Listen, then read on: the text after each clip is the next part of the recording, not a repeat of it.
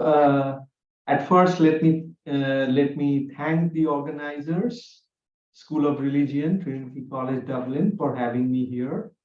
Hi to all my newly made friends. I was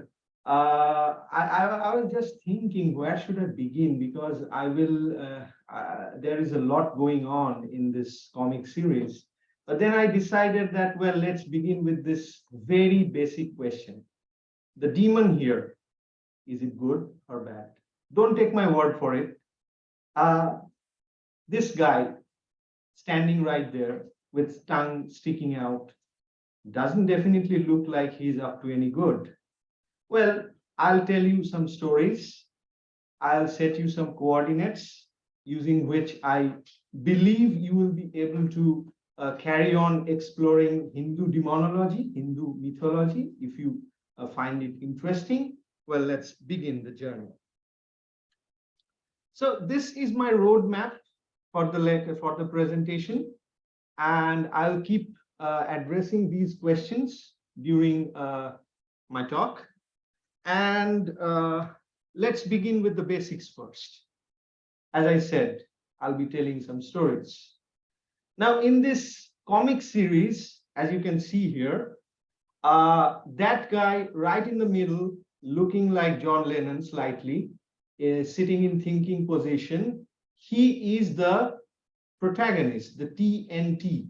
I'm not getting into much detail, but let's say he is our Indian counterpart of John Constantine, an occult detective. He's a tantric. I wish I could go on with this because there is a lot to discuss about the tantrics.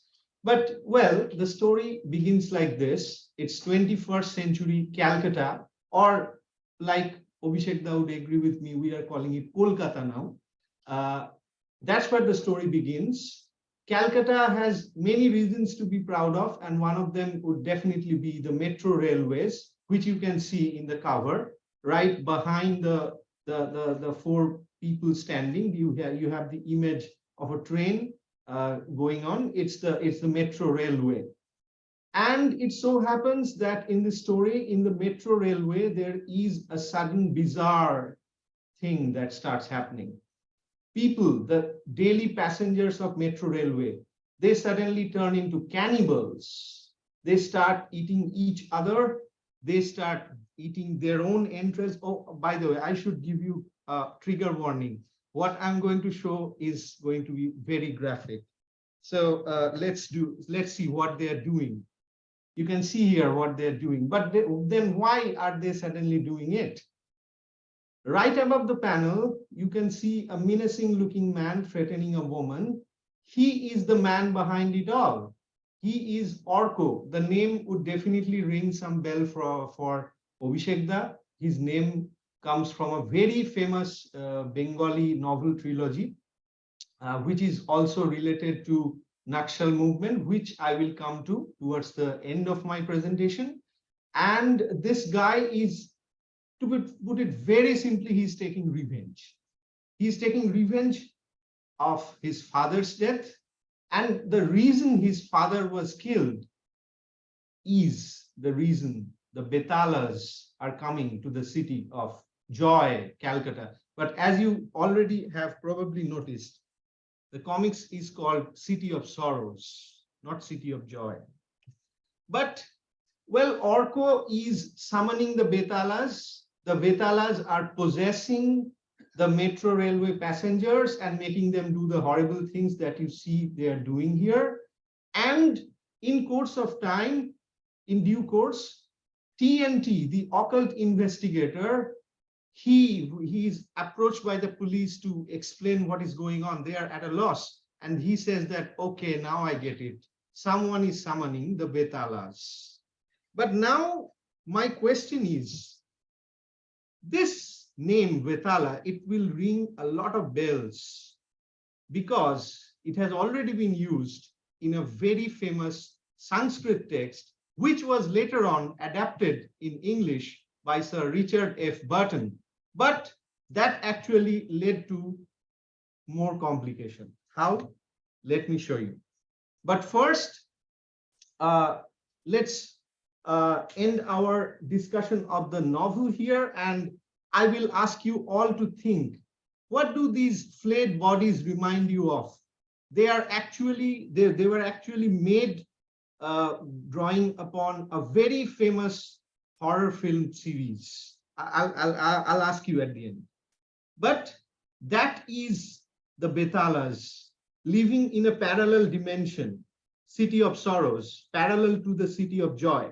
But why are they there? I will get back to it. But now, as I said, I'll go back to the earliest manifestation of Vetala. And as you can see here, well, that's not the Sanskrit text. That's a comics that was that was inspired from the Sanskrit text. But now you see this image, the black and white image here, this is from Richard A. Burton's book. And you can see that there is a very distinct difference between the demon that is being shown. In the left image, you just have a human body being carried by the king, Vikram. And there, Vikram and his son, the two people standing below, they are chasing a body that looks very like a vampire. But that's what Richard A. Burton did with the Vetala. He interpreted it as Vetala, as the vampire. But Richard A. Burton probably mistranslated. Whether it was deliberate, I don't know, but let me try to explain. Now, this is the origin of the Vetala as per the Sanskrit text. A Vetala is born when you torture a heavily learned, a learned individual, especially a young boy. You have to torture him, you have to kill him brutally. Well, it's a he. I don't know if a she could also be possible, because as I will show you, Vetalas can be a she as well. But in Barton, he deletes this entire process. In the Sanskrit text, the Vetala explains to King Vikram how he was created. But in Barton's book, you don't get this detail. And Barton straight away calls it a vampire. And that's the quoted portion is what Barton has to say about the being. Now, as I told you, I will show you the many faces of Vetala. In India, there are temples of Vetala.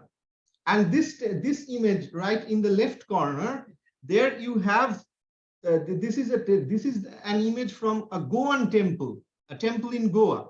Now, this is very funny. The story is very interesting. In the Sanskrit text, the Vetala is a chatty person. He keeps on asking riddles. And here also in the Vetala temple, the lore behind the Vetala temple, you have something like that. This deity was not a deity at first. He invaded the villager as a fearsome entity.